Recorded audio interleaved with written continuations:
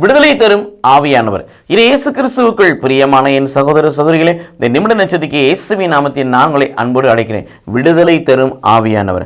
ஆவியானவர் தான் நமக்கு விடுதலை கொடுக்கிறார். 2 கொரிந்தியர் 3:17 வாசிக்கிறோம். ஆண்டவரே ஆவியானவர், அவர் எங்கு உண்டோ அங்கே விடுதலை உண்டு. ஆவியானவர் விடுதலை தரக்கூடியவர், வல்லமை தரக்கூடியவர், வழி நடத்தக்கூடியவர், ஆலோசனை கொடுக்கக்கூடியவர், எல்லாவற்றுமாக நமக்கு பலவிதமான வெளிப்பாடுகளை விளக்கக்கூடியவர், அனைத்தையும் துருவி ஆராய்ச்சி செய்யக்கூடியவர். இது இயேசு கிறிஸ்துவுக்குள் பிரியமானவர்களே. ஆகவே இத்தகைய விடுதலை மிக்க ஒரு வாழ்வை பெற்றுக்கொள்ள வேண்டும் என்று சொன்னால் தூய ஆவின் கலாத்தியர் 5:16 வாசிப்பது போல தூய ஆவின் தூண்டுதலுக்கேற்ப நாம் வாழ வேண்டும். உலக தூண்டுதலுக்கேற்ப அல்ல, தூய ஆவின் தூண்டுதலுக்கேற்ப வாழ்ந்தால் எல்லா விதமான விடுதலையும் நமக்கு கொடுப்பார். விடுவிக்கப்பட்டவர்களாய் விடுதலை பெற்றவர்களாய் வாழ தூய ஆவியின் தூண்டலுக்கு நம் வாழ்வை கையளிப்போம். கடவுள் நம்மை ஆசீர்வதிப்பாராக. ஆமென்.